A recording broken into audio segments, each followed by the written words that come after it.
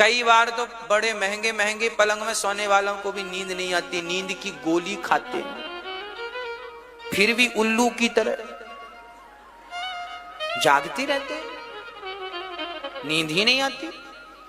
अरे नींद आने के लिए महंगा पलंग नहीं चाहिए, नींद आने के लिए तो परमात्मा ने जितना दिया है उसमें संतोष चाहिए। संतोष की गोली खाओगे तो बेहतर नींद पाओगे, और नहीं तो 50,000 का पलंग भी आपके घर पे क्यों ना हो, कोई गारंटी ले सकता है कि इस 50,000 के पलंग में नींद आ जाएगी? इसलिए नींद आएगी कब? जब विधाता जितना दिया उसमें हमें क्या होगा। इसलिए भैया खर्चा कम करो, जमीन पर सो जाओ। महाराज जी हम जमीन में सो जाएंगे, पर तकिया तो एक लाना ही पड़ेगा, बढ़िया वाला तकिया लाएंगे। अब तकिया लेने, भैया तकिया कितने का है? अच्छा वाला लोगे तो 300। अरे 300 का तकिया, तो फिर सस्ता वाला ले लो। कितने का है? बोले 50 रुपए का। अरे राम राम राम, 50 रुपए का तकिया, तो फिर क्या करें? 50 रुपए बचाओ। भगवान ने एक तकिया दे रखा है।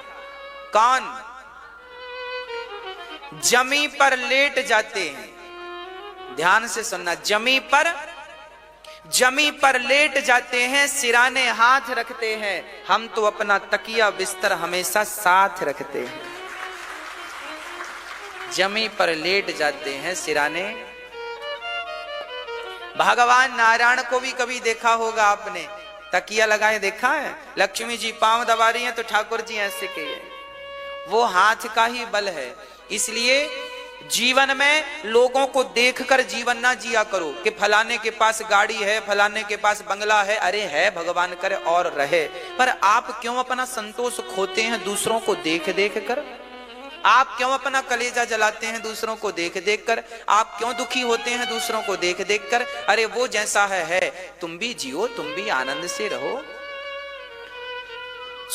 सुखी रहने के लिए धन की बिल्कुल आवश्यकता नहीं है। सुखी रहने के लिए जरूरत है तो केवल संतोष की। यदि मैं 1000 रुपए महीने कमाता हूं और मुझे संतोष है तो बहुत है 1000 रुपए, और नहीं तो 10 लाख रुपए महीने भी कमाऊं और संतोष नहीं है तो 10 लाख भी किसी काम के। संतोष तो है ही नहीं। इसलिए जब आवे गौधन गजधन बाज धन और रतन धन खान, जब आवे संतोष धन सब धन धूरी समान। सारा धन धूल की तरह है। किस धन के सामने? किस धन के सामने मेरी मां? संतोष। इसलिए विधाता जितना बढ़िया आपको दे रखा है, जितना दे रखा है, उसमें आपको केवल 8 जथा लाभ संतोषा, सपने हो नहीं देखहीं पर दोषा। ये संतोष है। अब कहो महाराज जी, एक सज्जन थे, वो हमेशा गाना गाते थे, गुरुजी हमने तो चांदी के बर्तन रखे, हम तो चांदी की थाली में खाते हैं, चांदी के लोटा में पानी पीते हैं। एक सज्जन थे, वो गाना गाते, हम तो चांदी के बर्तन में खाते हैं, चांदी के बर्तन में पानी पी। अरे पागल! अच्छा ये बताओ, आप चांदी की थाली में खाते हो और चांदी के लोटे में पानी पीते हो तो आपकी भूख और प्यास मिट जाती है, और हम पत्तल में खाते हैं और हम मिट्टी के बर्तन में पानी पी, और हमारे पास तो मिट्टी का नहीं हो तो हम अंजलि में पानी पी लेते। अंजलि ये क्या है? ऐसे भी पानी पिया जाता है कि नहीं? अच्छा ऐसे में प्यास बुझेगी कि नहीं? हाँ, ऐसा तो नहीं कि केवल चांदी का लोटा होगा तो ही प्यास बुझेगी। तो फिर जब ऐसे पानी पीने से प्यास बुझ सकती है तो चांदी के लोटे की हम इच्छाएं क्यों रखें? हाँ या ना? अरे भगवान ने दिया है तो रखो, चांदी का सोने का लोटा भी रखो, पर जब नहीं है तो विधाता ने ये अंजलि तो दी है ना। भगवान करे सोना चांदी का, भगवान करे सोना चांदी भले ना दें, पर ये हाथ पांव स्वस्थ रहे, यही विधाता से प्रार्थना। नहीं तो सोना चांदी बहुत और हाथ ही काम नहीं कर रहे। चांदी के लोटा में भी कोई दूसरा पिवा रहा है, आपको तो अच्छा लगेगा? अरे शान तो ये है कि अपने हाथ से पानी पियो। तो प्यास मिटाने के लिए मेरी मां सोने और चांदी के बर्तनों की जरूरत नहीं पड़ती, प्यास बुझाने के लिए। अच्छा पानी मीठा कब लगता है? जब बहुत ज्यादा प्यास लगी हो। प्यास है तो यूं पानी पी लो, ज्यादा संग्रह ना किया करो। जितना विधाता दे रहे हैं रोया ना करो, भगवान उन्हें पड़ोसन के पास तो चांदी का गिलास, हमारे पास तो नहीं है, अब लगे रोने हे भगवान। अरे तुमको पानी पीने से मतलब कि चांदी की गिलास चबाओगे? प्यास ही तो बुझानी है। अब पड़ोसन थोड़ी चांदी की गिलास चबाती रहती है उसके पास तो है, आपके पास नहीं है तो नहीं है, कोई बात नहीं, भगवान देंगे, मेहनत करो। पर जब तक नहीं है तब तक क्या रखो? संतोष रखो। हाजी दिगवल के लादऊ। अच्छा, आपकी पड़ोसन ने पिछली महीने 5,000 की साड़ी खरीदी, तो आपका भी मन हुआ, ओहो मेरे पास भी 5 की होती है ऐसी। अच्छा, हमारी माताएं बड़ी भोली होती हैं, किसी ने साड़ी खरीदी है तो जरूर पूछेंगी पहचानने वाली, कब खरीदी, कहां से खरीदी, और रेट जरूर कंफर्म करती हैं कितने की है, और वो भी 5 की 10 में बता देती है। हाँ, हम भी कम हैं क्या? 5 की साड़ी 10 में कह देती है। लो,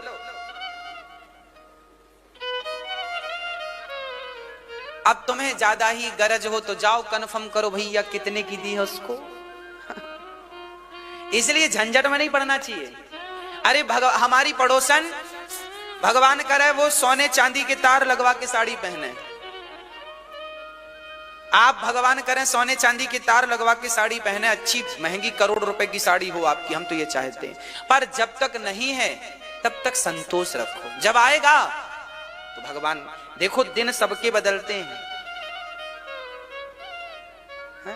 अच्छा, गांव में आप बताओ, जहां सारे लोग कचरा फेंकते हैं उस कचरा फेंकने के स्थान को क्या बोलते हैं? हाँ? कचरे का ढेरा भी बोलते हैं, घूरा भी बोलते हैं। क्या बोलते हैं? चलिए, मैं एक छोटी सी कहावत गांव में सुना था, आज मुझे लगता है कि मैं वो सुनाऊं आपको, पर मैं सोचा कि पहले कंफर्म कर लूं आप मेरी भाषा समझेंगे कि नहीं, तो मैं घूरा उपयोग कर रहा हूं।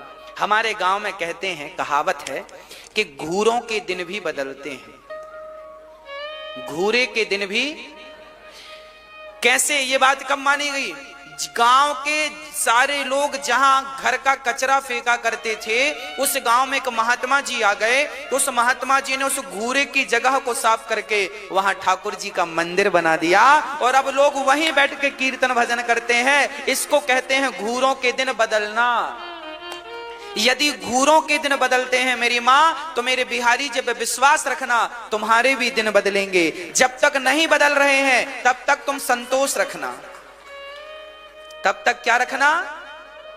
जब आवे संतोष धन। अभी तुम्हारा समय बुरा है ना, तो डालडा घी चुपड़ के खा लो, सरसों का तेल चुपड़ के। मैंने भी सरसों का तेल रोटियों में चुपड़ के नमक लगा लगा के खूब खाया है ना। घी का जुगाड़ नहीं है तो सरसों का तेल खाते हैं। सरसों का तेल रोटी में चुपड़ के हमने खूब खाई है। हमने तो डालडा घी भी खूब खाया चुपड़ चुपड़ के। अपने को तो लगता है यही देसी है। छोटे से थे तो जो मिला सब ले आते थे और चुपड़ के खा लेते थे। तब तो पता ही नहीं था देसी क्या, डाल खाने से मतलब बस खा लिए। जब तक आपके दिन अच्छे नहीं हैं तब तक भैया रोटी में तेल सरसों का ही लगा लो और नमक चुपड़ के खा लो, और विधाता पे विश्वास रखो। आज तुम नमक रोटी खा रहे हो सरसों का तेल चुपड़ के, भगवान चाहेंगे तो तुम्हारे घर में दूध दही घी की नदियां बहेंगी। आएंगे वो दिन, घूरों के दिन बदलेंगे आपके जरूर दिन। मुझे विश्वास है कि मेरा भारत एक दिन दुनिया का सबसे अमीर संपन्न देश बनेगा। मेरे देश में गरीबी का नामो निशान नहीं रह जाएगा। मेरे देश में सब समृद्धवान बनेंगे, सारे बच्चे शिक्षित होंगे, सारी माताएं सुखी होंगी, सारे पुरुष संस्कारी होंगे, सारा घर, हर घर से भगवान की ध्वनि निकलेगी, हर घर से भगवान की पूजा होगी, आरती होगी। वो राम राज्य आएगा, मुझे विश्वास है। वो संतोष रखिएगा। विधाता जितना दे रहे हैं, पड़ोसन ने आज 5,000 की साड़ी पहनी है, कोई बात नहीं, आप उसके बारे में ये ना सोचो कि वो पहनी है मैं, ना ना, ये हीन भावना ना रखो। भगवान से कहो विधाता वो और अच्छा पहने और उनको देना, मेरे भाग्य में जो है वो मुझे मिल रहा, मैं संतुष्ट हूं। मेरे पड़ोसी ने अभी घर की ओपनिंग की, बड़ा आलीशान घर बनवाया, 80 लाख रुपए लगाए घर में। और बड़े बड़े कमरे और बढ़िया श्रृंगार किया है घर का, 80 लाख रुपए खर्च किए घर बनाने। ओहो, देखती बनता। और अपने पास तो अपने घर में ऊपर चादर लोहे की लगी है, टीन। टीन जानते हैं लोहे का? हमारे यहां तो मिट्टी मिट्टी मिट्टी मिट्टी मिट्टी मिट्टी मिट्टी। हमारे यहां जब घर बना था हमारा, तो हमारे यहां इंदिरा आवास योजना का पैसा मिला था। वो भी 20,000 मिलता था घर बनाने को। घर था नहीं हम लोगों के पास। हमारे पिताजी मंदिर में पूजा करते थे, तो मंदिर वाले लोगों ने कहा कि मंदिर खाली करो। अब खाली तो कर दें भैया, पर जाएं कहां छोड़ के। उस समय हम बहुत छोटे थे। हमारे पिताजी का स्ट्रगल हम आपको बता रहे हैं कि हम बहुत छोटे थे पर समझते सब चीजें थे। तो गांव के लोगों ने कहा चलो मंदिर खाली करो। अब बड़ा दबाव बनाया, राशन पानी सब बंद कर दिया, खाली करो मंदिर। मंदिर में पुजारी थे पिताजी, हम पूजा करते थे मंदिर। कहा चलो खाली करो। तो पिताजी ने कहा भैया अभी उस समय बरसात, सावन का महीना चल रहा था। बोले सावन में कहां जाएंगे खाली करके? भाई बरसात में तो चिड़िया अभी घोंसला खाली नहीं करती, कहां जाएंगे? तो गांव वालों ने उन लोगों ने कहा जिनका मंदिर था, नहीं नहीं खाली करना पड़ेगा। समस्या तो ये थी कि खाली कर तो दें भगवान, पर गरीबी इतनी थी कि डेरा रखेंगे कहां, खाली तो कर देंगे। तो उन लोगों ने सामान निकाल निकाल के फेंक दिया। उस समय हमारे पिताजी ने हमारी मां के नाम पे 20,000 रुपए इंदिरा आवास का मिला था।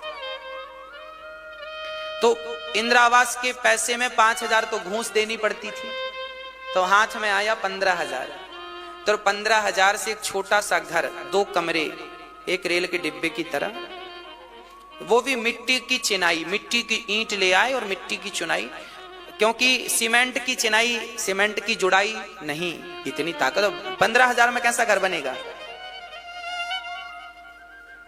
तो और ये 2002 और 2003 के बीच की घटना है। तो मिट्टी के ईंट मिट्टी के ऊपर जुड़ाई थी और एक जैसे करके यहां वहां से कर्जा लेके भी छत डल गई, और अभी छपाई नहीं हुई, प्लास्टर नहीं हुआ, और हम लोग रहते थे और आनंद से रहते थे, खुश रहते थे। उस घर में रहे हैं, उस घर में रह के किसी का बुरा नहीं सोचा, ना कभी असंतोष रखा। गांव में सबके पक्के घर थे, अच्छे लोगों के घर थे, अपना जैसा था अच्छा था। हाँ, पर विश्वास था कि यदि नीति और नियत अच्छी है, भगवान के ऊपर विश्वास है, तो बदलेंगे। कहा ना, घूरों के दिन बदलते हैं। ये मुहावरे जो है ना, मेरी माँ कहावत जो है, इनको हमने आजमा कर देखा है। ये कहावतें सब हम पर गुजर चुकी हैं, इसलिए हम कथा आपको प्रैक्टिकली सुनाते हैं, लिखी बात नहीं सुनाते, ज्यादा जो प्रैक्टिकली होती है वो सुनाते हैं। तो उस हाल में भी हम प्रसन्न थे, हमारा परिवार प्रसन्न था, मां प्रसन्न थी, पिता प्रसन्न थे, आज भी प्रसन्न है। तब भी शिकायत नहीं थी भगवान से कि प्रभु तेरी पूजा करते हैं और तूने बरसात में ही बाहर करा दिया। कोई बात नहीं, कोई बात नहीं। एक छोटी सी जगह थी, जब तक, अब वो तो घर से निकल गए और घर बनने में भी फिर भी 4 महीने तो लगेंगे, 6 महीने। तो 6 महीने फिर एक दूसरी छोटी सी जगह पे पूरा परिवार गुजारा। वहीं बनाना था, वहीं खाना था, वहीं सोना था, वहीं रहना था। चलिए, तो जीवन में, किसके जीवन में कब संकट आ जाए, कब मुसीबत आ जाए, इसलिए हर हाल में विधाता का धन्यवाद दो, भगवान से प्रार्थना करो, हे नाथ मैं किसी भी हाल में रहूं, बस आपको कभी भूलूं नहीं। यदि आपने उन्हें नहीं भुलाया तो याद रखना, यदि आपके जीवन में संकट आ रहे हैं तो आप ये समझ के चलिएगा कि वो संकट इसलिए आ रहे हैं कि विधाता आपको मजबूत करना चाहते हैं। विधाता आपको मजबूत करना चाहते हैं, इसलिए ईश्वर कसौटी में कस के देख रहे हैं कि मेरा भक्त कितना कच्चा और कितना पक्का है। इसलिए विधाता कांटे दे तो कांटों में रह लो, और पुष्प बिछाए तुम्हारे रास्तों में तो पुष्पों में रह लो। विधाता तब कच्चे घर में रखा था तब भी हम खुश थे, अब विधाता आपके बीच में बिठाया है तो भी हम खुश हैं, है ना। तेरे फूलों से भी प्यार, सदा मुस्कुराते रहिएगा, किसी को ये मत महसूस होने दीजिएगा कि आप बहुत दुखी हैं। आप हमेशा कैसे रहिएगा, हाँ, हर हाल में हमें खुश, हर हाल में खुश रहो। कहते हैं ना, जो होता है अच्छे के लिए होता है।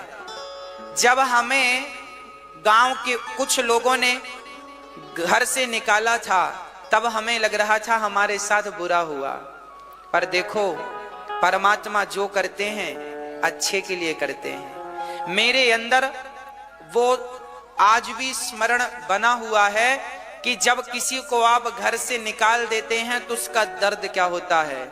जब मेरे भीतर ये दर्द था तब फिर मैंने उन माँओं का भी दर्द समझने में देर नहीं लगाई।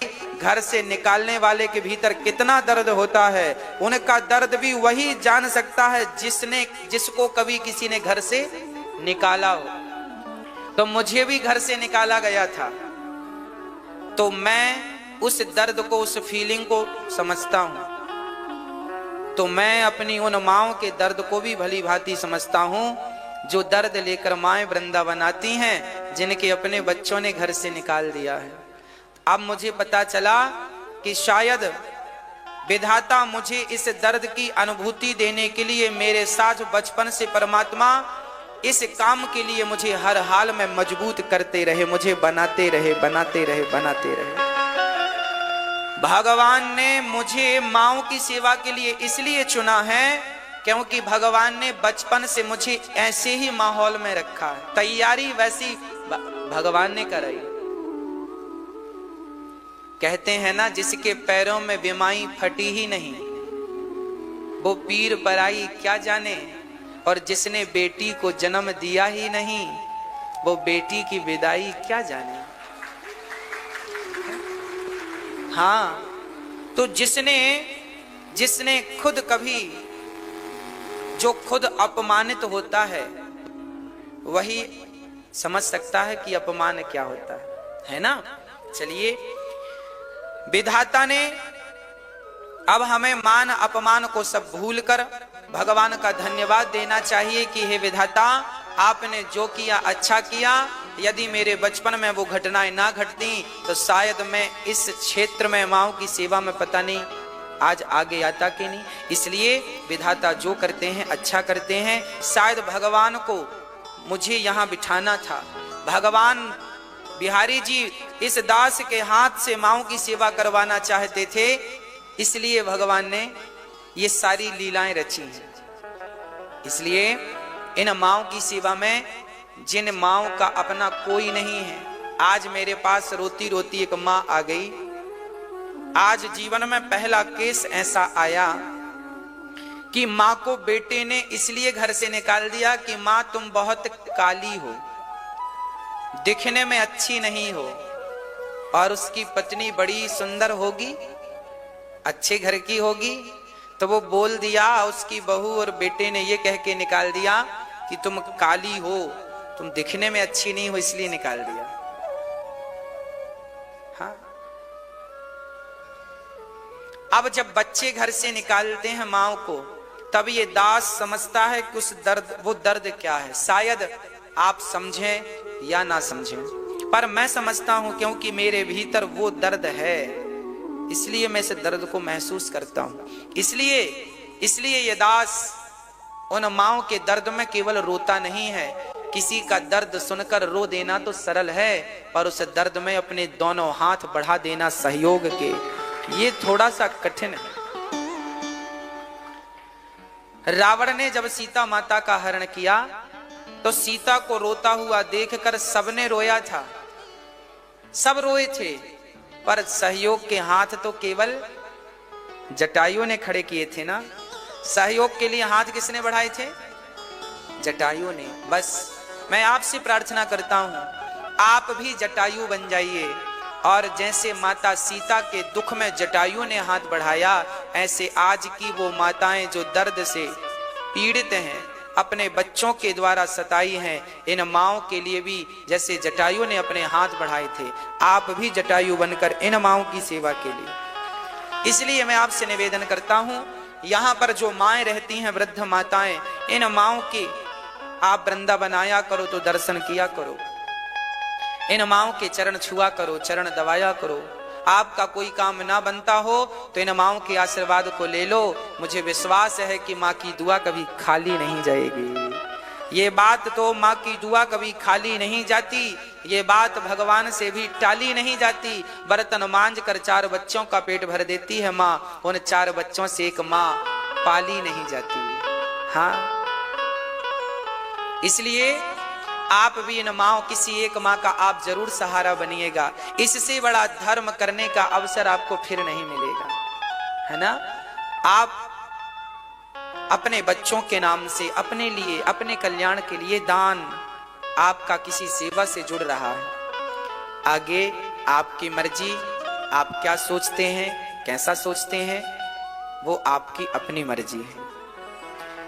प्रिय भक्तों, भगवान श्री परीक्षित जी, सुखदेव भगवान जी परीक्षित को कह रहे हैं कि देखो, विधाता जो दे रहा है संतोष रखिए।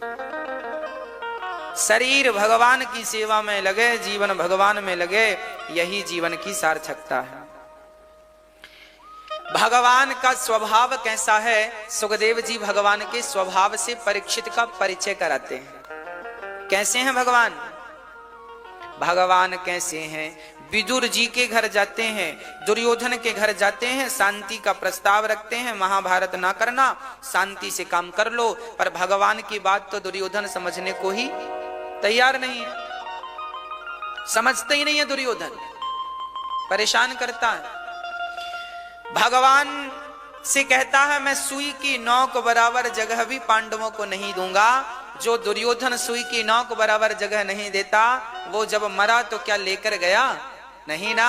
लेकर जाना ना आपको है ना मुझे है, फिर भी हम एक एक इंच जगह के लिए लड़ते और मरते हैं।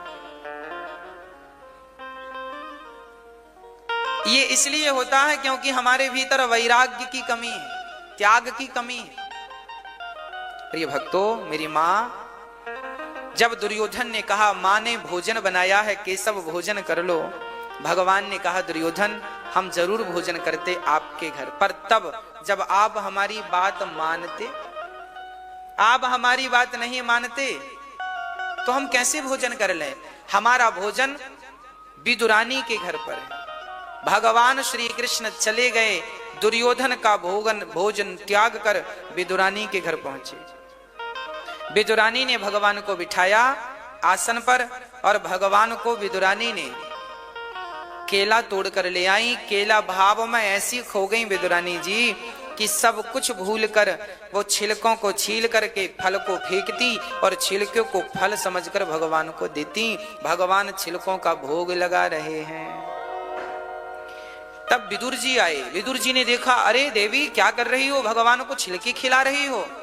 आहा, अब ध्यान भंग हुआ। हे भगवान क्षमा करो कन्हैया, देखो अपराध बन गया। विदुर जी ने मेवा मिष्ठान परोसे। भगवान बादाम काजू खाते हुए, मेवा मिष्ठान खाते हुए कहते हैं, विदुर जी जो स्वाद मुझे इन छिलकों में आया है ना, वो आपके मेवा और मिष्ठान में नहीं है। क्योंकि भाव का भूखा हूं मैं, भाव ही एक सार है, भाव से भजले मुझे तो भव से बेड़ा पार है। भाव की भूख है।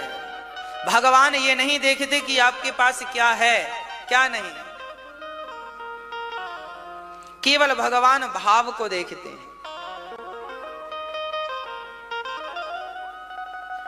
भगवान केवल भाव को देखते हैं। भगवान रीझ जाते हैं भक्तों पर, कब? जब उन्हें कोई भाव से पुकारता है।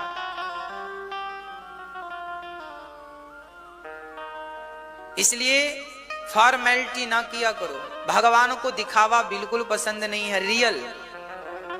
रियल में भगवान को प्रेम करो और भगवान को भाव से पुकारो। बस जो भाव से खिला सकते हो, भाव के लड्डू बनाकर ठाकुर जी को भाव से खिलाओ। उपस्थित हैं लड्डू तो फिर यूं भी भोग लगा दो भाव से, पर भाव के बिना भक्ति का कोई अर्थ ही नहीं है ना। भाई एक बात बताओ, आपने हमें भोजन पे बुलाया और आप हमें भोजन करा रहे हैं, आप हमें रबड़ी खिला रहे हैं, रसगुल्ले परोस रहे हैं, बढ़िया घी की पूड़ियां परोस रहे हैं, और आप कहते जा रहे हैं महाराज जी कभी खाया है। अब हम रबड़ी खा रहे हैं यूं, और आपने तभी कह दिया कि हाँ खाए हो कभी, फिर उस रबड़ी में स्वाद लगेगा? भाई आप और हम भी सामान्य प्राणी, भी भाव के ही भूखे हैं।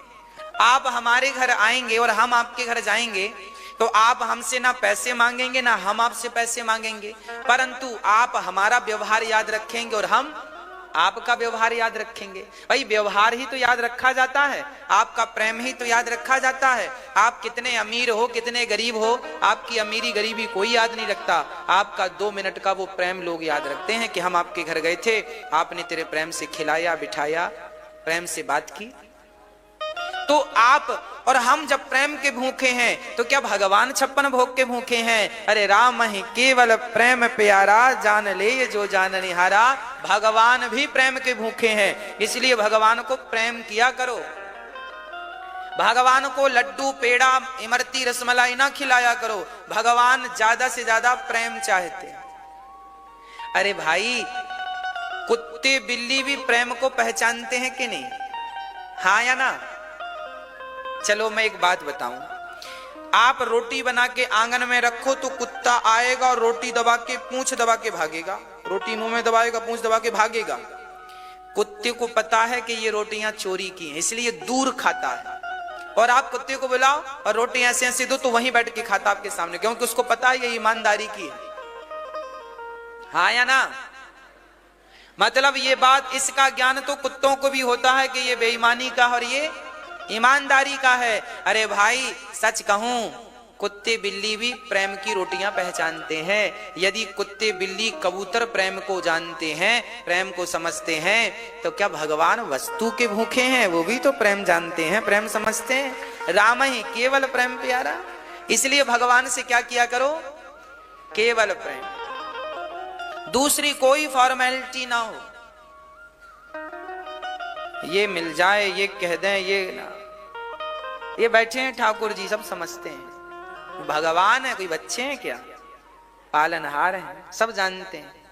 हम क्या उन्हें कुछ दे सकते हैं? हम उनसे केवल प्रेम करें, बस उनके लिए रोएं, उनको याद करें सोते जागते। भगवान कहते हैं तुम हमें भोग भी मत लगाया करो, बस हमसे प्यार किया करो।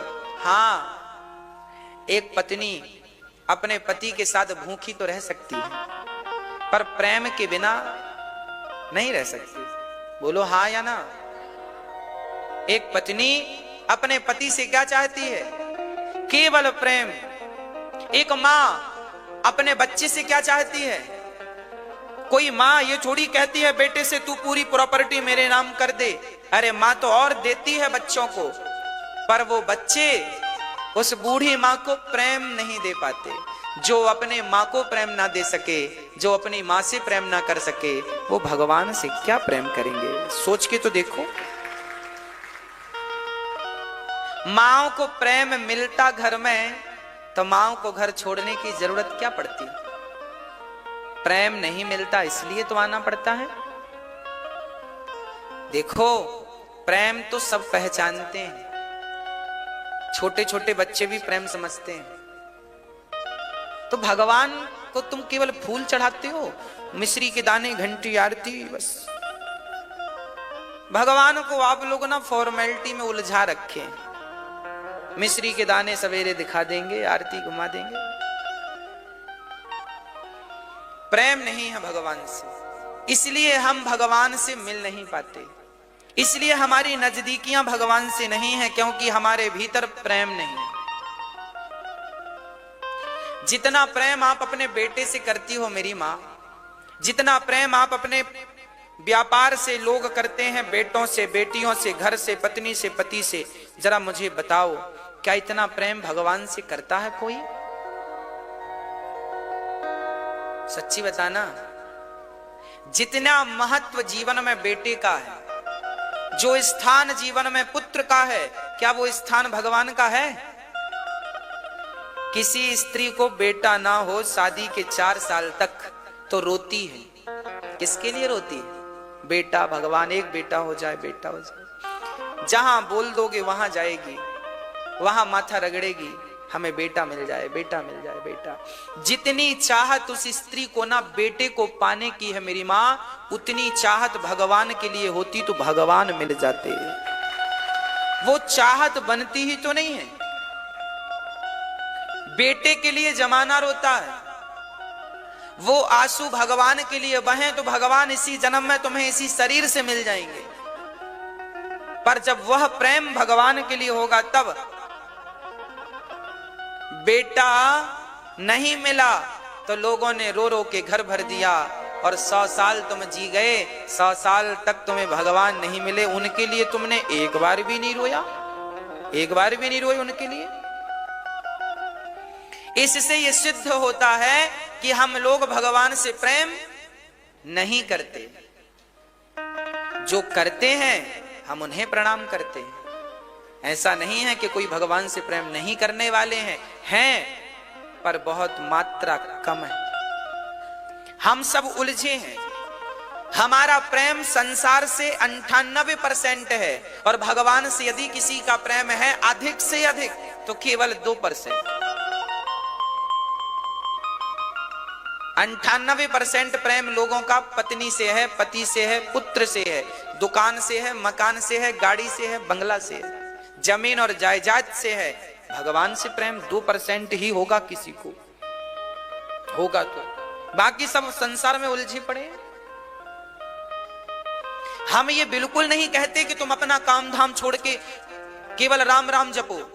हम ये बिल्कुल नहीं कहते कि सब छोड़ के वृंदावन आ जाओ। हम ये कहते हैं कि पत्नी के साथ रहकर, पुत्र के साथ रहकर, परिवार के साथ रहकर भगवान को उतना ही महत्व दो, भगवान का स्थान उतना ही हो जितना स्थान आपके जीवन में आपके पुत्र का है, पुत्री का है, पति का है, पत्नी का। वही दर्जा भगवान, उतना ही बराबर का प्रेम। आपके 2 बच्चे हैं तो आप दोनों में से ज्यादा प्रेम किससे करते हैं? बोलो। बड़े से ज्यादा करती हो मां के छोटे से? बोलो। दोनों से। आपके 2 बच्चे हैं तो आप प्रेम दोनों से बराबर करते हैं। अच्छा 3 बच्चे होते तो तीनों से करते कि नहीं? अच्छा जितने प्रेम आपका 2 बच्चों से है, 1 बच्चे से है, 3 बच्चों से है, क्या इतना प्रेम भगवान से है? यदि है तो आपके चरणों की धूल मस्तक पे धारण करता हूं, और यदि नहीं है तो केवल नन्ही सी प्रार्थना करूंगा कि बस इतना ही स्थान भगवान को दीजिएगा, इतना ही आदर भगवान को दीजिएगा, इतनी ही जरूरत भगवान की समझिएगा जितनी जरूरत आपने पुत्र की समझी है। बस उतना प्रेम जिस दिन इनसे हो जाएगा तो आपका जीवन जो आज है बिल्कुल उससे कई गुना बढ़िया अच्छा ठाकुर जी कर देंगे, अपोजिट। रंग को भगवान राजा कर देते हैं। विभीषण जब आया था घर से लात खाकर भैया की, रावण की, क्या था? क्या था बोलो? कुछ नहीं था ना। पर जब भगवान की शरण में आए और कहा कि प्रभु अब मैं केवल आपका हूं, और अब मैं ना भैया से प्रेम करता ना परिवार से प्रेम करता, विभीषण का प्रेम सचमुच भगवान से हो गया। जब तक भगवान से प्रेम नहीं था तब तक लंका में एक घास की कुटिया बना के रहता था, और जब भगवान से प्रेम हो गया तो उसी लंका का भगवान ने राजा बना के बिठा दिया। देखो ये प्रेम की ताकत है। और हम लोग केवल फॉर्मेलिटी करते हैं, नारियल लेके तोड़ाए, अगरबत्ती जाके जलाए, माला लिए सो भगवान के मंदिर में जाके यूं फेंक दिए, चढ़ गई माला। माताएं लोटा भर पानी लेके जाती हैं, शंकर जी ने बढ़िया अब्बी कपड़े पहने पूरा गीला कर देती है। माता जी बनती है मिट्टी की तो पांव में पानी डाल देती है, मिट्टी बह जाती है, पांव ही गायब माता जी का। इनको ये भी समझ नहीं है कि पानी पांव में डालें कि नहीं डालें। आपकी जो भक्ति है वो अंधविश्वास से भीगी हुई है। आप प्रेम नहीं करती भगवान से। आज लोग भगवान से प्रेम नहीं करते, बस फॉर्मेलिटी। उनको लगता है पांव में पानी चढ़ा देंगे तो भगवान मिल जाएंगे उनको। हमारी माताएं मंदिर जाती हैं ना, माताएं हो पुरुष हो, लोग धक्का, ए चल पीछे, बूढ़ी अम्मा एक दिया गिर गई, चारों कोने दांत वांत सब टूट, लेकिन हम भगवान को पाएंगे यार। इनको लगता ऐसे में भगवान मिल जाएंगे। हमें दर्शन देने दो, करने दो भगवान के, तुम पीछे चलो। और भगवान के सामने जो लिस्ट चले, हे भगवान ये बेटा वो बेटा, इसकी नौकरी उसकी नौकरी, इसका काम उसका काम, सब देना। और 2 रुपए का सिक्का निकाला, निशाना लगा, भगवान के मुंह पर फेंका, ये ले। ये पूजा, ये भक्ति लोगों की। आपको ये नहीं लगता कि भगवान का दर्शन करने में जितना फल है, उससे करोड़ों गुना भगवान का दर्शन औरों को कराने में फल है। कराओ दर्शन। और लोग ये समझते हैं हम भगवान को छू लेंगे तो हमें भगवान में, अरे छूने से काम नहीं बनेगा। भगवान को छूने से क्या भगवान श्री कृष्ण को दुर्योधन ने छुआ नहीं था? क्या रावण ने राम को देखा नहीं था? देखा था। दुर्योधन ने छुआ था। दुर्योधन तो भगवान कृष्ण के सगे समधी हैं, रिश्ते में सगे समधी हैं। क्या छुआ नहीं था? क्या गले नहीं लगे होंगे? क्या हाथ नहीं मिलाया होगा? मेरी मां, आप, दुर्योधन ने भगवान को छुआ था, अर्जुन ने भी भगवान को छुआ था। हर कितना था कि अर्जुन भगवान से प्रेम करते थे और दुर्योधन भगवान से प्रेम, बस। आप भगवान से प्रेम कीजिए, बस। बिहारी जी से प्रेम कीजिए, दिन रात बिहारी जी का चिंतन करिए। दर्शन करने रोज जा सकते हैं तो रोज जाइए, नहीं एक बार दर्शन करके अपनी आंखों में बिहारी जी को बसा लीजिए, फिर जहां दृष्टि डालिए वहां बिहारी जी का दर्शन होगा आपको।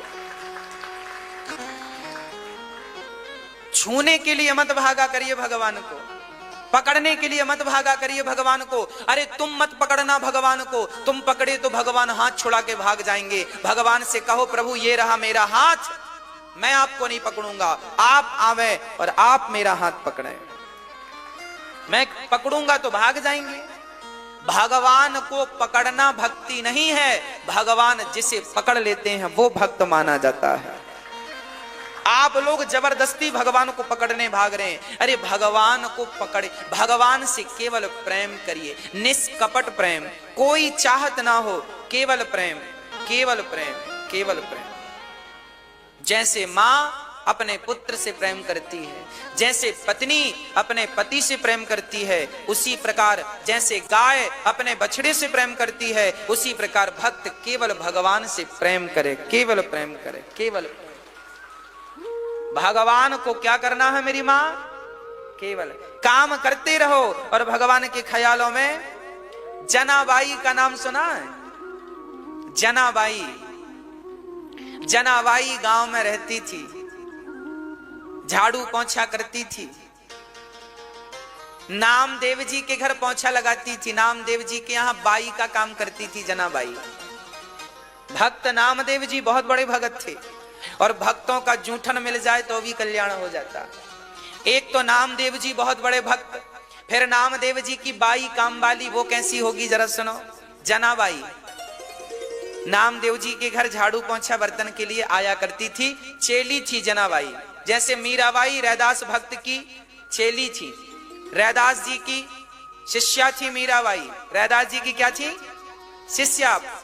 मीरा ने कहा है ना, वस्तु अमोलक दी मेरे सतगुरु। मीरा के गुरु रैदास भक्त थे और जनाबाई के गुरु थे नामदेव जी। नामदेव जी ने मंत्र दिया था, विठ्ठल विठ्ठल जपती थी जनाबाई और ऐसा प्रेम करती थी भगवान से, ऐसा प्रेम करती थी। और ऐसे एक बार जनाबाई का दर्शन करने कबीरदास जी, जनाबाई के बड़े चर्चे थे कि भाई बड़ी भक्त है, तो जनाबाई का दर्शन करने कबीरदास जी गए। तो कबीरदास जी ने जनाबाई के पास जाकर बोला, जनाबाई से कहा, क्यों ये जनाबाई का घर कौन सा है? तो जनाबाई से पूछ रहे हैं जनाबाई का घर कौन सा है। तो जनाबाई बोली बाबा क्या करोगे जनाबाई से मिलकर? अरे मैंने सुना है बड़ा भजन करती है जनाबाई। अच्छा। तो जना ने कहा सुनो, वो पड़ोसन हमारे कंडे ओपले चुरा कर ले गई है, थोड़ा हम लेके आए, तुम बैठो। कबीरदास जी बोले राम राम राम, तुम तो बड़ी भगत हो, तुम कंडे ओपलों के पीछे भाग रही हो? हाँ, ओपलों के पीछे बड़ी मेहनत से तो थापे हैं। कबीरदास जी बोले अब तो तुम्हारे कंडे चोरी हो गए, तुम कैसे पहचानोगी कि तुम्हारे? अरे बाबा जी चलो। कबीरदास जी को लेके गई जनाबाई, बोले मेरे कंडे अलग हैं। पड़ोसन के पास गई, ए पड़ोसन निकल। वो आई, ए जना क्या हुआ? तू मेरे कंडे चुरा के ले आई, ओपले चुरा कर ले आई? हाँ तेरे ओपले चुराऊंगी क्या, मेरे से आता नहीं है थापना? हाँ हाँ वो देख वो मेरे ओपले रखे हैं, वापिस कर। कबीरदास जी बोले जना कैसे माना जाए कि ये तुम्हारे ओपले हैं? तो जना ने कहा बाबा कबीर, जिन ओपलों को तुम कान में लगाओगे और कान में लगाने से जिन ओपलों से विट्ठल विट्ठल की ध्वनि निकल रही हो, वो ओपले से जना के ओपले हैं। सचमुच कबीरदास जी ने उन ओपलों को कान से लगाया तो जो ओपले जनाबाई के थे उनसे तो निकल रहा था विट्ठल विट्ठल विट्ठल विट्ठल, और जो उस पड़ोसन के ओपले थे उससे कोई आवाज नहीं। अब कबीरदास जी समझ गए राम राम, सच कहता है, सच कहते हैं लोग कि ये जना बहुत बड़ी भक्ता है। कबीर जी ने प्रणाम किया जना को। ऐसी जनाबाई थी जो बात आपसे कर रही थी, जितनी देर उसने आपसे बात की उतनी देर में भी उसकी दिल की धड़कन से केवल विट्ठल विट्ठल ही निकलता था। ऐसी भक्ति मती जनाबाई गृहस्थी में रहकर, परिवार में रहकर, काम करती हुई, बर्तन धुलती हुई उसने विट्ठल को प्राप्त किया था। और एक बार नहीं अनेकों बार उसने प्रत्यक्ष विट्ठल भगवान का साक्षात्कार दर्शन किया था। जनाबाई ने काम करती थी, झाड़ू पोंछा बर्तन सब करती थी, नामदेव जी के घर जाके उनके खाए के बर्तन धुल के आती थी, और मंदिर जाती, विठोबा जाती तो झाड़ू पोंछा करती रहती और सबको भगवान की कृपा से प्रसाद पवाती रहती। कहा जाता है उसके रोम रोम से विट्ठल की ध्वनि निकला करती थी। क्यों? वो तो पूजा नहीं करती थी, ऐसे आरती उतारती, वो तो माला फूल नहीं चढ़ाती थी, वो केवल क्या करती थी मेरी माँ? केवल प्रेम करती थी। आज आप स्पष्ट भाषा में समझ लो, भगवान से किया गया सच्चा प्रेम ही भगवान की सबसे बड़ी पूजा है। और बाकी तुमको लगता है माला पहनाना पूजा है, नारियल तोड़ना पूजा है, सोना चांदी भगवान को चढ़ाना पूजा है, पैसे चढ़ाना पूजा है, ये नहीं मेरी माँ। भगवान से प्रेम करना ही सबसे बड़ी पूजा है। अब ये बताओ कितना प्रेम है? जना को इतना था, नामदेव जी को इतना प्रेम था कि कुत्ता रोटी, मैंने कथा में सुना दिया आपको, कुत्ता रोटी दबा के भागा तो नामदेव जी ने कुत्ते से, सब लोग कह रहे हैं कुत्ता है, नामदेव जी बोलिए भगवान है। हे विट्ठल तुम रोटी लेके जा रहे हो, घी तो चुपड़ लो, घी तो चुपड़ लो। दुनिया कुत्ता देखती है पर नामदेव जी कुत्ते में अपने विट्ठल भगवान का दर्शन, और अंत में भगवान निकलते हैं। जाकी रही भावना जैसी प्रभु मूरत देखी तन तैसी। तो भगवान ने विदुरानी के छिलके ग्रहण कर लिए, क्योंकि भगवान भाव के भूखे हैं। भगवान को भोग लगाया करो पर भाव से। मैंने एक दिन मानसिक पूजा आपको बताई कि नहीं? फिर बताऊंगा। भगवान को भाव से लड्डू खिलाया करो। भाव बनाओ कि बढ़िया बढ़िया मोतीचूर के लड्डू बना रहे हैं, और भाव बनाओ कि ठाकुर जी आपके सामने, भाव बनाओ कि आप उन्हें लड्डू खिला रहे हैं। ये भोग है। ऐसे जब थाली परोसा करो तो भगवान के सामने आप लोग थाली ले जाके रख देते हैं, खाओ तो खाओ नहीं तो जा। ऐसे थोड़ी होता है। अरे रोटी तोड़ो, साग लगाओ और भगवान के मुंह में ले जाओ। भाव बनाओ कि भगवान एक खा लिए, चबा रहे हैं हम। फिर दूसरी रोटी तोड़ो, फिर भगवान को भोग लगाओ। फिर भगवान चावल भी है तो दाल चावल सान करके ठाकुर जी खिलाओ। बच्चों को कैसे खवाते हैं? पकड़ पकड़ के। ऐसी भगवान को खवाया करो। और आप लोग ना भगवान को रोटियां रख दे। अब बताओ, हमने बिहारी जी के मंदिर में देखा लोग अपने मिठाई के डिब्बे फेंक देते हैं ऐसे। अब आप हमारे घर आए और हम आपको मिठाई का डिब्बा मुंह में फेंक दें, खा लो, अच्छा लगेगा? अच्छा हम आपके घर जाएं और आप हमें मिठाई का डिब्बा फेंक दो, लो महाराज जी खा लो, तो आप तो बिहारी जी के मंदिर में बहुत लोग ऐसे ही करते हैं, मिठाई का डिब्बा फेंक दे, लो खा लो। ऐसे खवाता है कोई क्या? अरे मिठाई का डिब्बा खोलो, बढ़िया पेड़े निकालो और बढ़िया भाव बनाओ बिहारी जी के सामने, हे भगवान आप भोग लगाओ। बिहारी जी को अपने पास बुलाओ ना, बिहारी जी आओ ये भोग लगाओ, ठाकुर जी अब भोग लगा रहे हैं, खा रहे हैं, ऐसा भाव बनाओ। भाव में जाया करो, भाव सब चीज है, बिना भाव के तो आलू भी नहीं मिलता। लोग पूछते हैं भैया क्या भाव का है, आलू के भाव क्या चल रहे हैं, पूछते कि नहीं? बिना भाव के तो आलू नहीं मिलता, तो बिना भाव के भगवान कैसे मिल जाएंगे भैया? भाव का भूखा हूं मैं, भाव ही एक सार है, और भाव से भजले मुझे तो भव से बेड़ा। बात समझ में आई मेरी मां? आ गई? चलो आगे चलते हैं। भगवान विदुरानी को कृतार्थ करते हैं दर्शन देकर। इसके बाद भगवान पहुंचते हैं परम धाम। जब भगवान गए तो विदुर जी को याद करते हुए गए। विदुर जी ने कहा प्रभु हम आपके बिना कैसे रहेंगे? तो विदुर जी मैत्री जी के पास चले गए। प्रश्न किया कि सुखाय कर्माणि करोति लोको, सारी दुनिया सुख के लिए कर्म करती है पर मिलता है दुख। विदुर जी ने मैत्री जी से कहा बताएं भगवान ये संसार क्यों बनाते हैं? तब कहा सुनो, भगवान ये संसार इसलिए बनाते हैं ताकि हम जैसे पतित अपने आप को पावन कर सकें, हम सभी आनंद से रह सकें, जी सकें, आनंद ले सकें, इसलिए ठीक है। तो भगवान फिर अवतार क्यों लेते हैं? बोले जब जब धर्म पर अत्याचार तब तब भगवान ने अवतार। एक बार भगवान नारायण ने ब्रह्मा को उत्पन्न किया। भगवान नारायण ने ब्रह्मा जी को कहां से उत्पन्न किया था मेरी मां? मैया जी ओ मेरी मां आप बताओ, ब्रह्मा जी ने, भगवान नारायण ने ब्रह्मा जी को कहां से उत्पन्न किया था? कहां से मैया आप बताओ? हाँ? कहां से? नाभि से क्या निकले? कमल। कमल में कौन बैठे? ब्रह्मा जी। ब्रह्मा जी के कितने सिर हैं? कितने सिर हैं? ब्रह्मा जी ने चारों दिशाओं में देखने से ब्रह्मा जी के 4 सिर हो गए। चूंकि एक सिर पीछे होता है तो दिखने में 3 ही दिखेंगे। अभी आपको मेरे पीछे का हिस्सा दिख रहा है यहां का? नहीं, तो यहां मेरा सिर होगा तो दिखेगा आपको। तो ब्रह्मा के सिर हैं तो 4 पर दिखते 3 हैं, क्योंकि एक पीछे की तरफ, तो दिखने में 3, तो लोगों को यही लगता है ब्रह्मा के 3 सिर हैं। ब्रह्मा के 3 सिर नहीं है, ब्रह्मा के 4 सिर हैं। चारों सिरों से एक एक सिर से एक एक वेद निकल रहा है।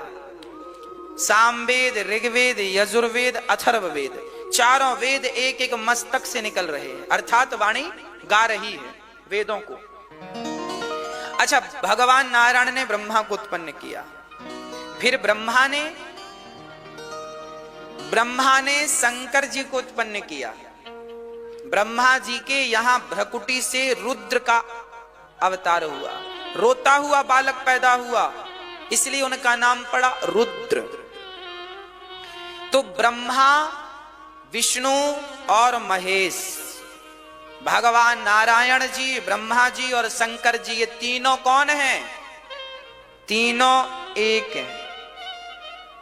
क्या है तीनों? आप कहेंगे महाराज जी तीनों एक कैसे हैं? हम बता रहे हैं कैसे। आपके घर में बिजली तो होगी। पुराने जमाने में ना, आज भी देखने को मिलता, बिजली के तार होते हैं गांव गांव में। खंबे खंबे में क्या होते हैं? अब तो केबल का जमाना आ गया, एक केबल चलती है, पर अभी भी तार देखने को मिलते हैं। तो बिजली के कितने तार होते हैं भैया गांव में, खंभों पे? कितने मैया जी?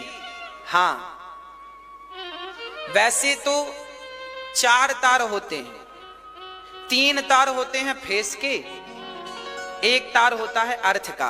कहीं कहीं 5 भी देखने को मिलते हैं और कहीं कहीं 3 भी होते हैं। चलो, मुद्दा ये नहीं है कि तार कितने हैं, मुद्दा यह है कि हमारे गांव में जब लाइट चली जाती थी ना, तो लोग कहते थे दूसरे फेस पे लगा दो। फेस बदलने से एक फेस गोल हो गया तो एक फेस होगा ऐसी उम्मीदें रहा। और ऐसा होता भी था कई बार, आधे गांव की लाइट जल रही, आधा गांव बंद, अरे लगता है दूसरा फेस चला गया, तो अंटी निकाल कर ऊपर वाले में डाल देते थे बांस से। हाँ अभी भी होता। चलो अब तो केबल आ गई बड़ी बड़ी, अब तो मीटर इत्यादि लग गए, तब तो ये सब संभव नहीं है, पर होता था, आज भी होता। चलिए मैं तो कुछ और समझा रहा हूं इस सब्जेक्ट से। बिजली में एक पहला फेस, दूसरा फेस और तीसरा फेस, लगभग जहां तक मुझे ज्ञात है 3 ही फेस होते हैं। क्या भैया कितने होते हैं? 3 फेस होते हैं, है ना? हाँ चलो मेरा नॉलेज ठीक है, 3 फेस होते हैं। अच्छा 3 फेस जो हैं, अब ये बताओ कि ऊपर वाला फेस का ज्यादा पावर है या बीच वाले का या नीचे वाले का, या तीनों बराबर है? तीनों में से हम किसी का भी तार पकड़ेंगे तो मरेंगे कि नहीं, है ना? जैसे 3 फेस हैं एक ही काम करने के लिए, जैसे 3 फेस हैं एक ही काम करने के लिए, उसी प्रकार ब्रह्मा विष्णु महेश 3 फेस हैं एक ही काम करने के लिए। वह एक परमात्मा 3 बन गया, जैसे बिजली 3 फेसों में डिवाइड हो गई, उसी प्रकार भगवान नारायण 3 भागों में डिवाइड हो गया। क्यों? क्योंकि बिजली का भी सिद्धांत है ना, एक तार यहां से जाएगा, एक तार यहां से जाएगा तो काम बनेगा। एक साथ दोनों लगा दोगे, चिंगारी फेंक देगा, आग लगा देगा। उसी तरह भगवान नारायण का काम है, ब्रह्मा का काम है सृष्टि उत्पन्न करना, भगवान विष्णु का काम है सृष्टि का पालन करना, और शंकर का काम है सृष्टि का संहार करना। 3 फेस हैं 3 काम करने के लिए। हाँ बात समझ में आ रही है? चलिए उसी, अब आप इनमें ये ना सोचा करो ब्रह्मा जी बड़े हैं, शंकर जी बड़े हैं, विष्णु जी बड़े हैं, तीनों बड़े हैं और तीनों एक हैं। एक ही बिजली 3 भागों में डिवाइड हो गई, 3 फेस में। एक परमात्मा 3 रूपों में डिवाइड हो गया। इनमें रत्ती मात्र का अंतर समझना। जो व्यक्ति अंतर समझता है मतलब वो मूर्ख नहीं है, वो व्यक्ति, उसे आप मूर्ख नहीं कह सकते, उसे आप क्या समझेंगे? जो आदमी ये कहे कि राम जी बड़े हैं शंकर जी छोटे हैं, जो आदमी ये कहे शंकर जी बड़े हैं राम जी छोटे हैं, जो आदमी ये कहे कि शंकर जी बड़े हैं और कृष्ण जी छोटे हैं और कृष्ण जी बड़े हैं और शंकर जी, जो व्यक्ति ऐसी बातें करे वो, उसे आप मूर्ख ना समझिएगा, उसे आप महामूर्ख समझिएगा। उसका अर्थ यही है कि उसने शास्त्रों का नॉलेज ठीक से नहीं लिया, ज्ञान नहीं है। वह एक परमात्मा 3 शक्ति के रूप में प्रकट हो गए। जो व्यक्ति इन तीनों में रत्ती मात्र का अंतर समझता है, उसे इस अंतर समझने के पाप से घोर नरक जाना पड़ता है ना? इसलिए आपको बिल्कुल उचित ज्ञान हो, फंसाने वाला ज्ञान ना हो। भगवान नारायण ने ब्रह्मा को उत्पन्न किया, ब्रह्मा ने सृष्टि की। ब्रह्मा जी के शरीर के दाहिने अंग से पुरुष, बाम अंग से स्त्री का जन्म हुआ। भगवान सब कुछ करने की सामर्थ्यता रखते हैं। अच्छा कई बार लोगों को संदेह होता है, ये भगवान, अब कोई अपने शरीर से पुरुष उत्पन्न कर सकता है? कोई स्त्री को उत्पन्न कर सकता है अपने शरीर से? नहीं कर सकता। हम इसलिए नहीं कर सकते क्योंकि हम सामान्य लोग हैं। अच्छा एक बात बताओ, आपके घर का पानी और गंगा का पानी, इन दोनों की क्या समानता है? कहो जी, क्या दोनों में कोई समानता है? अरे घर का पानी बोतल में भर के रख दो, 10 दिन में खराब हो जाएगा, महक जाएगा, दुर्गंध आ जाएगी। पर गंगा का पानी 10 साल तक धरा रहेगा तो उसमें दुर्गंध आने वाली? अरे सामान्य पानी की तरह हम हैं और भगवान तो गंगा जल की तरह हैं, वो सर्व सामर्थ्य हैं। उन पर संदेह क्या करते हो? उन पर डाउट क्या करते हो? भगवान संकल्प से सब काम करते हैं। क्या करते हैं मेरी मां? संकल्प से। ब्रह्मा के शरीर से मनु और शत्रुपा का जन्म हुआ। मनु शत्रुपा की 5 संतानें भई, 3 बेटियां और 2 बेटे। आकुति, देवहूति, प्रसूति नाम की 3 पुत्रियां, प्रियव्रत, उत्तानपाद नाम के 2 बेटे। आकुति का विवाह रुचि प्रजापति से हुआ, देवहूति का विवाह करदम जी से हुआ। करदम जी की 9 बेटियां हो गईं और करदम जी के अंत में कपिल भगवान पुत्र बन करके प्रकट भये।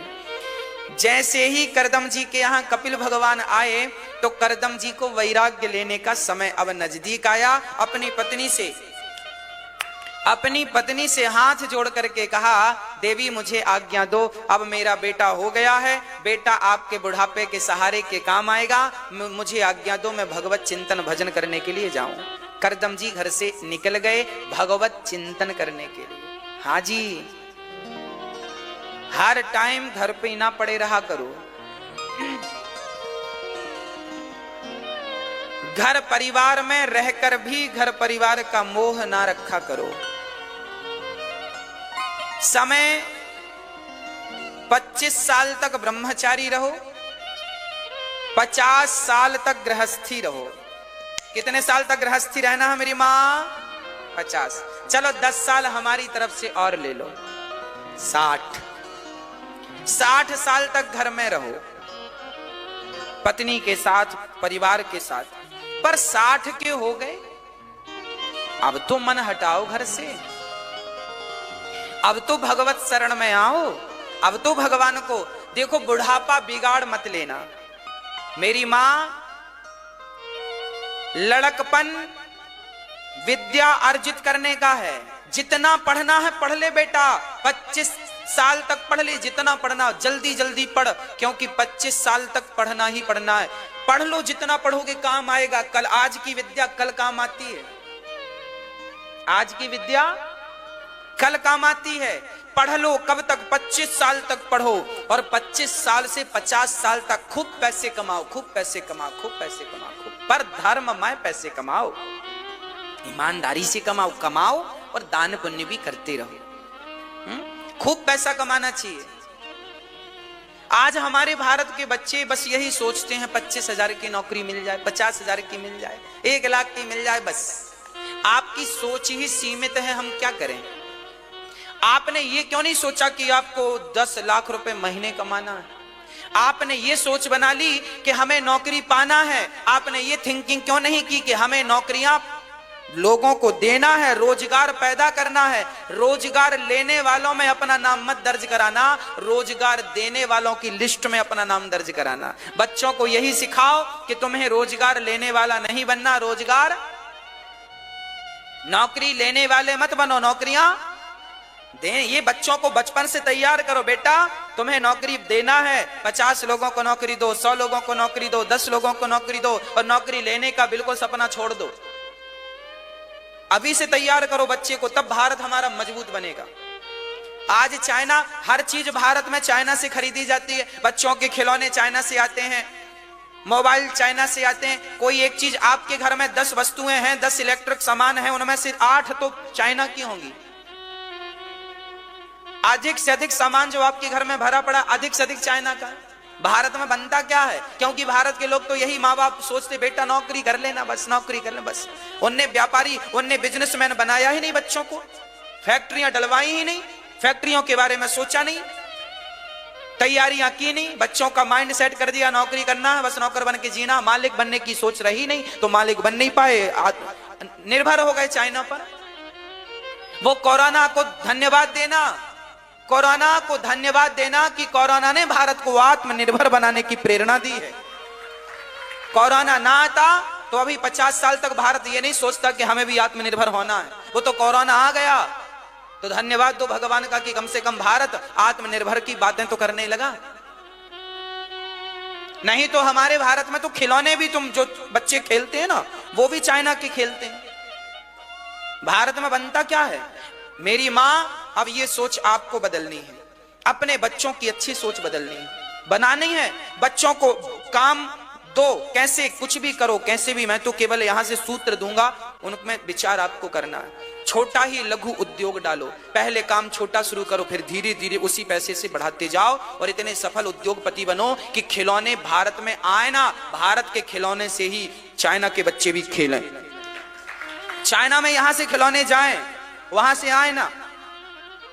हम देने वाले बने, लेने वाले ना बने। अरे ये दानियों का कर्ण देने वाले थे, हरिश्चंद्र देने वाले थे, हम लोग देने, राजा बलि भगवान, अरे भगवान को भी देने की ताकत ये भारत रखता है। भारत भूमि, राजा बलि ने वामन भगवान को 2 पग भूमि का दान दिया कि नहीं? अरे ये वो भारत है जहां देने की परंपरा रही है, यहां लेने की परंपरा।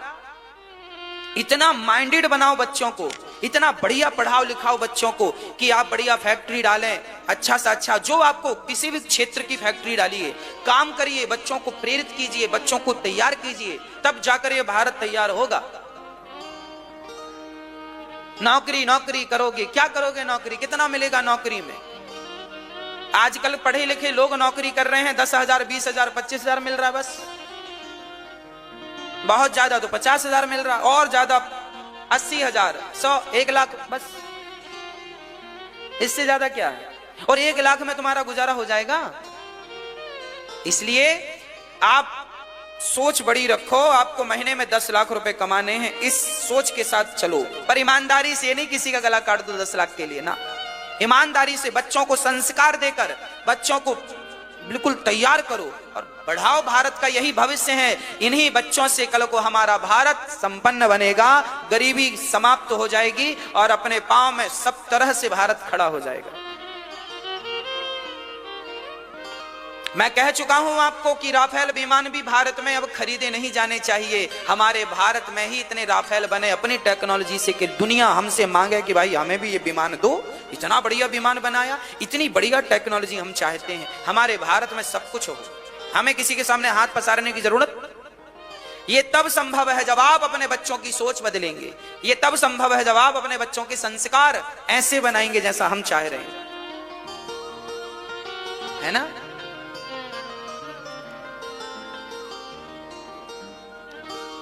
पचास साल तक खूब मेहनत करो, अकर्मण्य होके घर में ना बैठे रहो, मेहनत करो, 2 पैसे आने चाहिए, इस विचार से घर से चलो, कमाओ, कुछ भी करो, बिजनेस करो, खुद का काम करो। दूसरे की नौकरी से अच्छा खुद का काम है। दुनिया अमेरिका में भेजो बना बना के सामान, दुनिया सप्लाई करो, दो, लगाओ दिमाग, करो मेहनत, करो कोशिश। Nothing is impossible, everything is possible। असंभव क्या है? सब कुछ संभव है, बस आपकी सोच हो तो। कहते हैं जो व्यक्ति जैसा सोचता है वैसा हो जाता है। भारत के बच्चे मेरी तरह सोचेंगे तो वैसा ही भारत हो जाएगा, विश्वास है मुझे। सोच अच्छी हो तो सब अच्छा, पर विडंबना यह है कि सोच भी यहां तक पहुंचे तब। आज 10 लाख रुपए महीने की लोग सोच भी नहीं सकते, इतनी सोच भी सबके बस की बात नहीं। पर आप रखो, आपको कमाना है 10 लाख रुपए महीने, आपके बच्चों को कमाना है 10 लाख रुपए महीने, और 10 लाख कमा करके महीने में 1 लाख मेरी माओ के नाम पे भेजना है। हाँ? मेरी वृद्ध माओ की सेवा में। हम तो यही दिन रात प्रार्थना करते हैं मेरा भारत संपन्न हो, जल्दी जल्दी आप लोग 10-10 लाख रुपए महीने कमाएं। तो फिर आप जल्दी जल्दी देंगे तो जल्दी से यहाँ पे हॉस्पिटल बनाना है ना, हमें हॉस्पिटल बनाने में बड़े खर्चे होंगे। यहाँ हॉस्पिटल, ये दास अनिरुद्ध गौरी गोपाल हॉस्पिटल बनेगा, ऐसा हॉस्पिटल बनेगा जहां संपूर्ण भारत का इलाज निःशुल्क होगा। बड़े से बड़ा ऑपरेशन, बड़े से बड़ी चिकित्सा फ्री में निःशुल्क होगी। और अभी भी चिकित्सा चालू है, ऐसा नहीं है कि होगी जब होगी, हॉस्पिटल तो बनेगा। पर अभी भी गौरी गोपाल वृद्धाश्रम में डॉक्टर साहब बैठते हैं, 100 मरीज रोज आते हैं अपना इलाज कराने, आप भी आकर देख सकते हैं। सबको निःशुल्क दवाई मिलती है, सबको डॉक्टर इलाज देते हैं। मुझे लगा एक बार मैं निकल रहा था तो कोई बूढ़ी माँ बोली, बेटा बेटा देखो यहाँ शरीर में बहुत खुजली हो रही है और ये दवाई के पैसे नहीं है, किसको दिखाएं। तब मुझे लगा कि ऐसी कितनी गरीब माताएं, गरीब लोग होंगे जिनको दवाई नहीं नसीब हो रही है। तब मुझे लगा कि मुझे इलाज शुरू करना चाहिए। तब एक डॉक्टर को हमने, अच्छे डॉक्टर को जिनका बड़ा सफल इलाज होता है, उन डॉक्टर को बिठाकर सबके लिए निःशुल्क दवाई की दास ने व्यवस्था की। तो जब आप अच्छा कमाओगे तब तो अच्छा दान करोगे, और जब आप अच्छा दान करोगे तो क्या होगा, यहाँ सबका बड़े से बड़ा, मैंने कहा था 15 लाख रुपए तक का इलाज, ऑपरेशन, यदि बड़े से बड़ा ऑपरेशन है तो वो ऑपरेशन भी यहाँ पे निःशुल्क होगा, किसी गरीब का कोई रुपए खर्च नहीं होगा। अच्छा इलाज अच्छी व्यवस्था, वो भी निःशुल्क। मुझे ऐसा भारत चाहिए। मैंने जैसे भारत का सपना देखा है, मैं किसी पर दबाव ना डालकर, किसी से अपेक्षा ना रखकर, मैंने स्वयं वो भारत का सपना जो देखा है, मैं स्वयं उसको साकार करने की राह पर चल पड़ा हूं। मैं चाहता हूं मेरे भारत में सबको निःशुल्क इलाज मिले, और मैं चाहता हूं भारत में सबको शिक्षा का कोई पैसा ना लगे, शिक्षा भी निःशुल्क होनी चाहिए। इसलिए गौरी गोपाल विद्यालय भी बनाने का विचार है, ताकि हमारे भारत के बच्चे कक्षा 1 से 12वीं तक निःशुल्क पढ़ेंगे, अच्छी से अच्छी क्वालिटी की शिक्षा दी जाएगी। आज प्राइवेट स्कूल जो 10,000 रुपए महीने लेकर के जो बच्चों को शिक्षा देते हैं, वो यहाँ पर फ्री में वो शिक्षा दी जाएगी। ऐसा मेरा सपना है और मैं इसी राह पर चल पड़ा हूं। इसलिए कहता हूं, आप 10 लाख रुपए महीने कमाने का भाव रखो और 1 लाख रुपए दान करोगे। आप सभी जब दान करोगे तब तो हम विद्यालय निःशुल्क चला पाएंगे, तब तो हॉस्पिटल निःशुल्क चलेगा। भाई, कुछ करना है तो अर्थ की जरूरत पड़ती है कि नहीं? माताओं की सेवा तो यहां हो ही रही है, जरूरतमंद माओं की सेवा तो यहां चल ही रही है, पर भारत को कुछ देकर जाना है। मैं चाहता हूं कि मैं अपने भारत को 2 चीजें गिफ्ट करके जाऊं और अपने बच्चों को बहुत सारी शिक्षा और प्रेरणा देकर जाऊं। जैसे स्वामी विवेकानंद जी ने मरने के पहले भारतवासियों को प्रेरणा दी, जैसे पृथ्वीराज चौहान, महाराणा प्रताप ने मरने के बाद समाज को, भारत को प्रेरणा दी, ऐसे ये दास अनिरुद्ध चाहता है कि मरने के पहले मैं अपने भारत के बच्चों को कुछ शिक्षा देकर के, प्रेरणा देकर जाऊं, एक विद्यालय देकर जाऊं, एक स्कूल देकर जाऊं, ऐसा जो बहुत बड़ा हो, जहां हजारों बच्चे पढ़ें और हजारों लोगों का निःशुल्क इलाज हो। ऐसा मेरा सपना है।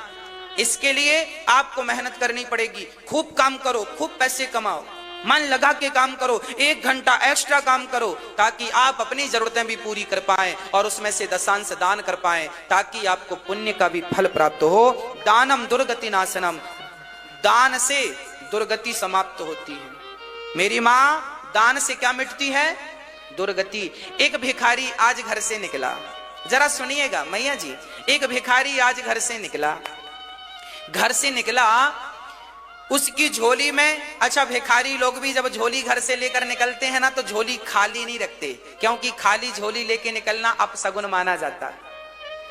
आप लोग भी अपनी तिजोरियां खाली ना होने दिया करो। जहां पैसे रखते हैं ना, वो बिल्कुल खाली ना हो, भले 2 रुपए पड़े रहें पर पड़े रहें, वो शगुन होता है, शुभ होता है। बिल्कुल पर्स खाली ना हो, आपका जो बटुआ है वो भी बिल्कुल खाली ना हो, भले 2 रुपए ही आखिरी में पड़े रहें पर पड़े रहें, खाली नहीं होना चाहिए, अब सगुन होता है। हाँ जी, अब देखो सगुन अपसगुन तो अपनी जगह है, पर नहीं खाली हो तो अच्छा ना। भगवान, हम तो कहते हैं आपका बटुआ भरा ही रहे।